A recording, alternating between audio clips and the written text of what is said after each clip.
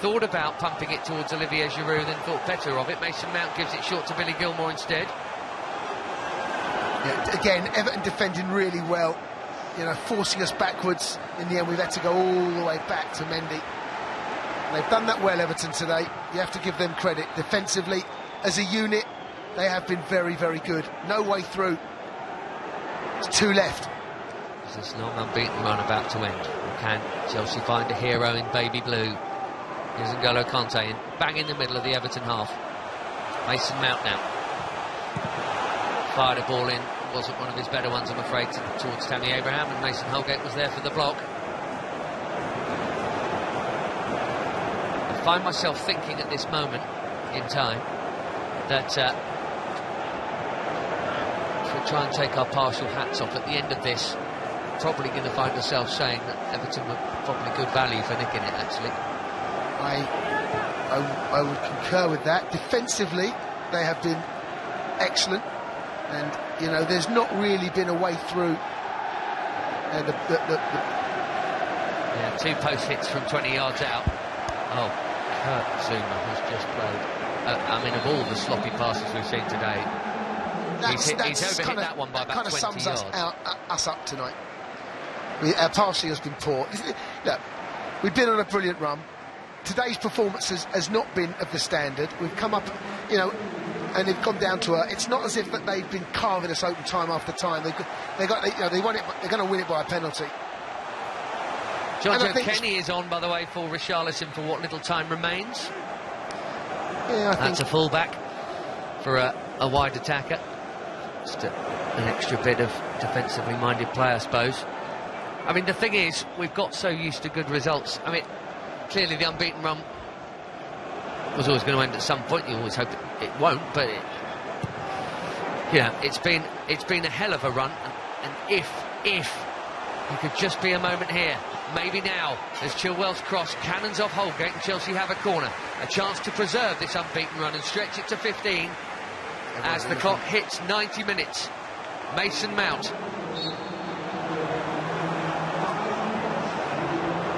Mason Mount takes it, in swinger. Pickford came and got 2 fists to it and punched it a good 30 yards out. Collected by Billy Gilmour, who crosses it back in. Headed back out again by Michael Keane. Sometimes you have a day where the ball is seemingly magnetic on a central defender's head, and it's been him today. Andre Gomez now breaking down the left for Everton. How ambitious? Well, very ambitious. They got 5 forward here. Jonjo Kenny has it on the left wing. And Andre Gomez cannons it off Chilwell. It'll be an Everton corner on that far side, and he'll be in no rush to take that, so that'll be 1 added minute gone by the time it comes through. Everton fans on their feet. And they're in no rush, and why should they be to take this? Andre Gomez places it in the quadrant on that far side. The Everton left wing, obviously, you expect he'll play it short. He does. Alan gets a touch. And then Jonjo Kenny nearly got in. Offside anyway. Take it quickly, boys, and they have done.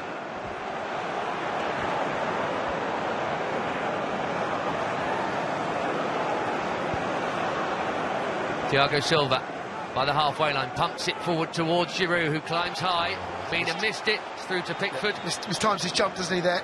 Giroud doesn't often do that.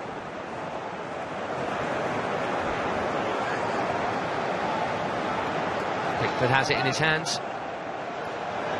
He's wandering.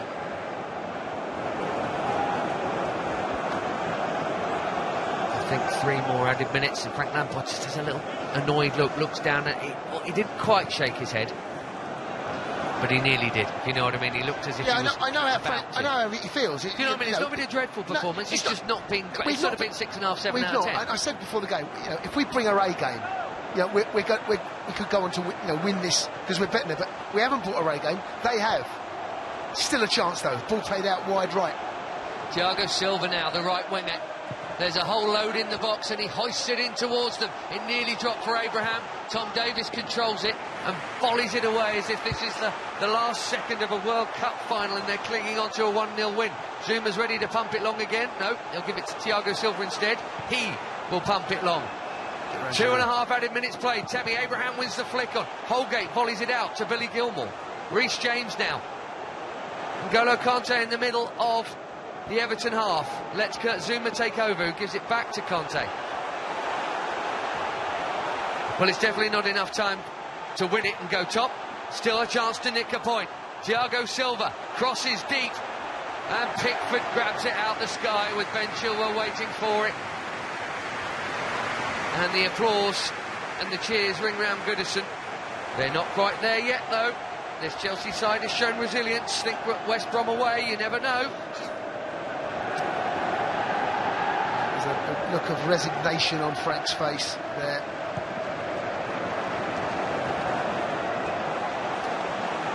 Long towards Calvert-Lewin, who does a very good job of winning the ball from Reece James. That's very good hold-up centre-forward play.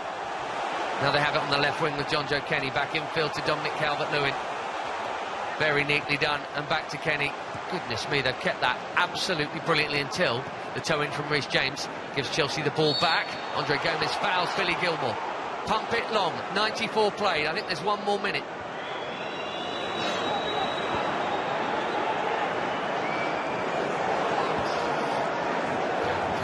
Mendy, come on. Here he comes, all in orange. Get round Giroud. Mendy smashes it. Zouma wins the flick on. Tammy Abraham into the box here. He's not going to be able to get the shot away, but can he get some sort of ball into the box? No, he can't. Mason Holgate bringing it to the safety of this near touchline. Chased up. Don't foul him, Tammy. Don't foul him. Better to let him play out the attack than foul him. Don't give him the free kick. N'Golo Kanté's pinched it off him right by the corner flag. Holgate has just run that about 100 yards downfield. Oh, Gomez has pinched it. No, he hasn't. Well, he has, but illegally off Billy Gilmour. Free kick, 30 seconds to go, just outside the Chelsea D. He's going to have to launch it. Just everyone else get up. Everybody else get up. Mason Mount, Timo Werner, Reece James by the centre circle. About 10 seconds left. Get the ball in the box. N'Golo Kanté. Oh, Timo Werner slipped as the ball was coming to him. And there's the final whistle. And a shake of hands from Frank Lampard and Carlo Ancelotti. Everton's poor streak ends. Chelsea's brilliant streak ends. A penalty in the first half from Gylfi Sigurdsson was enough. Was it enough from Chelsea, Jason? No, I'm afraid not, Ben. They defended ever so well, Everton, all throughout the 90 minutes. Very few chances to get through. Maybe one or two set pieces. We did hit the post twice, however. I think Frank largely will be... He knows that we're better than that, but you've got to give them credit, the way that they set themselves up. And once they took that lead, the shape that they adopted going into it really did lend itself to digging in. Decore in the middle of the park, Alan, you know, the three centre-halves, you know, pretty much won everything. On the day, they were better than us, and sometimes you just have to admit that. Good value, I think, for the 1-0 win. They've become the fifth side this term to shut out Chelsea in the 20 matches. The Blues' unbeaten run ends at 14. It's the first league defeat since Liverpool from way before that, even. Both sides of Merseyside have beaten and shut out Chelsea. We have a chance to get back on the horse with Wolves on Tuesday evening at Molineux. But the chance is missed to go top. And the wily old fox Carlo Ancelotti has set up an Everton side that have done very well against a very dangerous Chelsea side here. The run had to end sometime. It has ended at Goodison. Everton 1, Chelsea 0.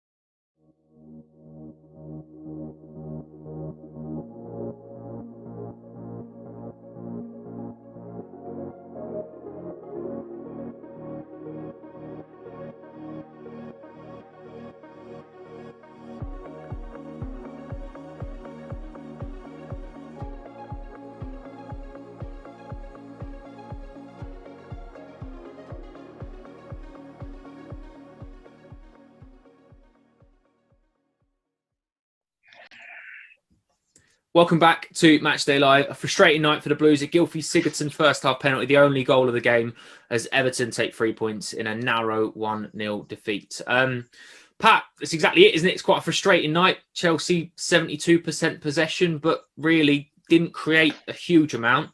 And Everton defended very well. You have to say the word creativity or lack of is the heart of it for us. We just did not create enough good chances. Yes, we hit the post twice. We got to the byline a couple of times, but the lack of creativity, and Zach just a moment ago said, without Ziyech, without Pulisic, that extra that they give us, that sharp intelligence in the last third of the pitch, it's an amazing difference that makes to the game. And boy, we notice it when they're not there. But this was not a good day at the office for Chelsea for a lot of players. Claire, what do you put it down to? Do you think it is that sort of the lack of options in terms of creativity? Because obviously, even the best players in the world can have an off day, and that's understandable. But is it that? Is it complacency? Is it fatigue? What do you think it is? I think it's probably accumulation of everything, to be honest. Yes, the final ball was off. We were off the pace. I just feel like we were second to a lot of things. They were quite lucky with some situations, and yeah, we hit the post, but we did lack someone solving problems on the pitch. Someone actually just, as Pat was saying, that spark, it wasn't there. And it, from half time, I think you were saying as well, Joe, I was waiting for him to make them changes, and they weren't coming. I expected them to come a little bit earlier, and I didn't really feel like we were ever really going to be threatening enough to create it. We were just hitting it into the box, and it was just coming back to the big four centre backs that they had playing. They were just heading it away. And clearly, it was quite frustrating to watch. But yeah, we missed a bit of creativity, didn't we?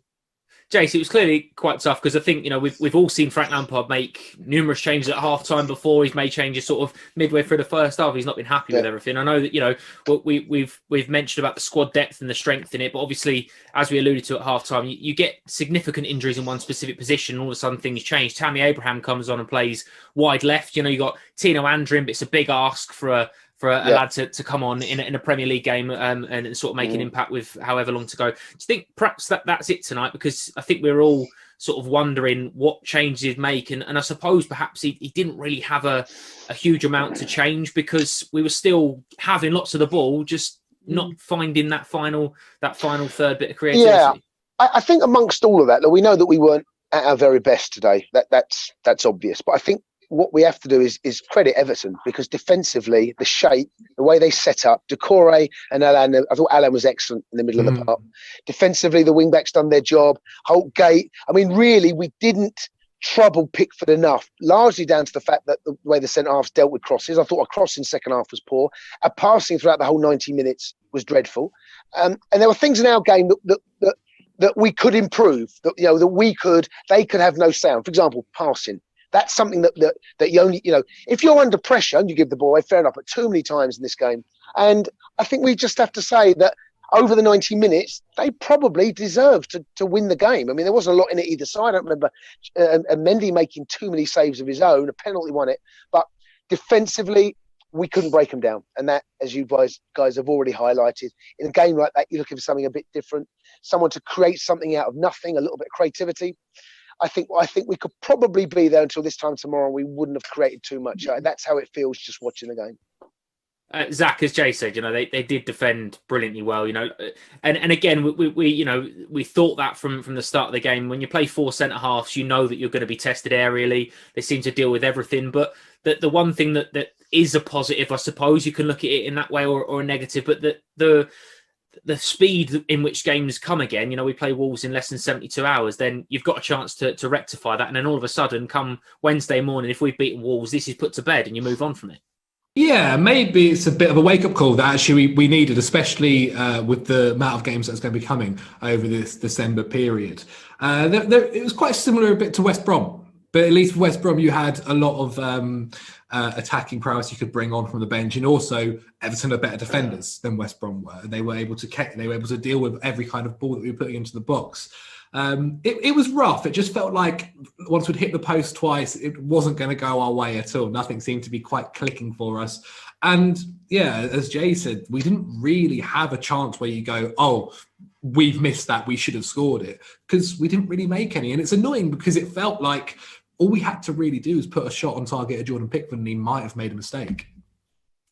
It's been like you said, it's been a difficult evening. But the one thing to remember, I suppose, is prior to this evening, 14 games unbeaten. There's been a huge step forward in the way. I mean, it was only an hour and a half, 2 hours ago that we were speaking about Chelsea being able to potentially scoop every prize that we're in. So there is that, isn't there, Pat? Today hasn't been Chelsea's best day, but you are going to have games like that during the season. Let's not forget the teams that we're competing with. Liverpool, lose 7-2 to Aston Villa on their off day. So you can have an off day. It's about how you react from that and focus now on the run ahead.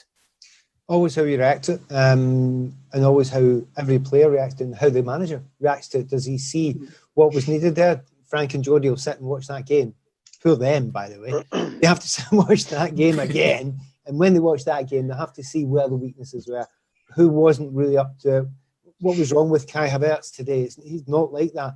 How quiet Timo was. Ask him, find out, why is it? Is there lack of spark there? Do you feel as if you should be up front? Do you feel a little bit... Ask all those questions, but you've got a short period of time. And if you get some answers by Wolves, then it's not a problem at all. You're right. It's not the getting beat. It's the reaction to the getting beat. And if we win the game against Wolves, we're still in a fantastic position. But, yeah, slight reality check for a period of time. But I think if we get Callum or Pulisic or, indeed, Ziyech back, I think either one of them would actually have made probably enough difference to get us a point tonight. So I think that's what we're needing. Claire, another massive positive tonight was the performance of Reece James. I mean, I know that, we've run out of superlatives to talk about Reece because he's so good. But for a player that celebrated his 21st birthday this week to put in a performance like that this evening in a game where, it's quite easy to, I suppose, blend into the crowd. But he really stood up, and I thought he was absolutely phenomenal. Yeah. Tonight we fell short of our own standards, didn't we? But I think he was one of the players who were trying to pick that back up. He's consistently showed that, hasn't he? For me, he never lets you down with his work ethic. He's very direct with his thinking. I feel like he's never stumbling about what he thinks, and I think that's what why he always comes out on top. Unfortunately, that shot that he had didn't come off, but. Yeah, I mean, he was one of the positives. I don't know if there are many more, to be honest, but at least there's one. I mean, he's been great all season, hasn't he? I think he's had a fantastic season, so we'll take that one as a positive. Definitely. Right. On another night, that clips the inside the post and goes in, then exactly. Decore doesn't get the studs on it, or Pickford doesn't get a fingertip to it, and it creeps in the bottom corner. But Jay, there's something in that, isn't there? The fact that, he is such a young player, but to show the amount of leadership that he did tonight, even the tackle that he got booked for was one of those to try and get the players around him started. And every time he got the ball, we looked dangerous. He looks like a real player that, we can take a lot of pride in. And it was a great battle between him and Richarlison all evening. Pretty much from the first whistle. He's a tough competitor, Richarlison, and he's a strong lad. There was the battle. Sometimes Richarlison come out on top, sometimes Reece did. But there's no doubt in the boys' confidence now playing in that position. Second half, I felt his crosses weren't as good as they could be. If I'm going to be picky about the performance, I felt we got into some good areas, but his crossing generally is an excellent standard. And unfortunately today, over the 90 minutes, you need better than your right back to be putting in a shift. I thought Cover played well as well. But really, I mean, too quiet. The players that can influence the game, Timo, Giroud feeding off scraps, Mason, little bits and pieces, not a great deal to go at. But, I think you started the show off, Joe, by saying frustrating. That's how I feel. Wasn't our best performance, and largely we weren't good enough, and give them credit, they deserved probably over 90 minutes to win it. Obviously the Champions League draw on Monday as well, so that's something to look forward to for Chelsea. Obviously group winners, so it means that we could draw Porto, Atletico Madrid, Atalanta, Borussia Mönchengladbach, Barcelona, RB Leipzig and Lazio. I suppose I'll try and get a quick answer from you all, but I'd imagine that we all want to avoid Atletico Madrid and Barcelona. Zach, who do you fancy? Oh, no, mate. Barcelona in turmoil. They are having a rough time at the moment. They have the best player to ever play football, which is always helpful, and Lionel Messi. But you know what? Look, like I always kind of feel with this kind of position is you're going to have to play a good team eventually. Like we played against Bayern Munich last year, they went on to win it. And I do think with Champions League football and the way it works, knockout stages and playing them twice, that anyone can win it. no matter who you face. And as long as we're on top of our form, I back us to beat anyone. Who do you fancy? I'll take Lazio, actually. I'll be fine with that. Borussia Mönchengladbach, were they in our group possibility? Yeah.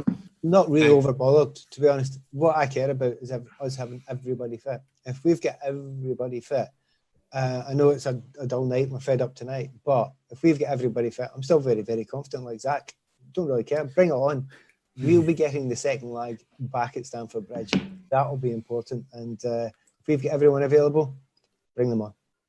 At the bridge in front of the fans as well. What a lovely job. Claire, is there anyone that you really don't want? The reason I said Barcelona and Atletico is because, well, Atletico could be a similar game to the one we've just watched, but also Barcelona, we've got history with them in this competition, so I'd rather avoid them at the moment. Is there anyone you definitely don't want to play?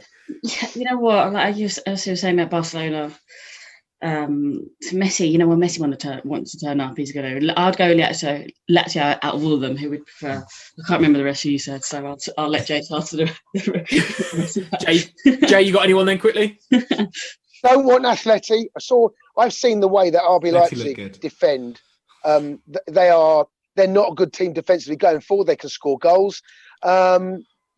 Look, once you get to this stage, someone you just mentioned there, we've topped our group. We've done that. We can't do any more. Get them back. We wanted to play the second place team, but Barcelona are not the powerhouse that they were. They're having a really bad time. I think Zach may have mentioned it there. Look, who cares? They all want to avoid us. Put it that way. Of all the teams there, we're one to avoid at the minute. Absolutely right, mate. Well, that is all from us this evening. Thank you very much for joining us. Don't forget, post-match interviews will be available on the Fifth Stand shortly. Coming up on the Fifth Stand as well, you can see highlights of tonight's match from around midnight. Frank Lampard will be speaking in the manager's press conference on Monday afternoon ahead of the Wolves game and obviously reacting to our Champions League draw as well. There's a derby in the PL2 Monday night, so make sure you are supporting the Blues as Chelsea take on Spurs. That is live from 7 p.m. right here on the Fifth Stand. And then we are back in Premier League action on Tuesday as we face a tough test to Molineux. We'll be back for Matchday Live at the earlier time of 4:50. Well, a largely frustrating night for the Blues on Merseyside. We take a narrow defeat against Everton, but we go again on Tuesday. It's a quick turnaround, so make sure you join us for it and enjoy the rest of your weekend.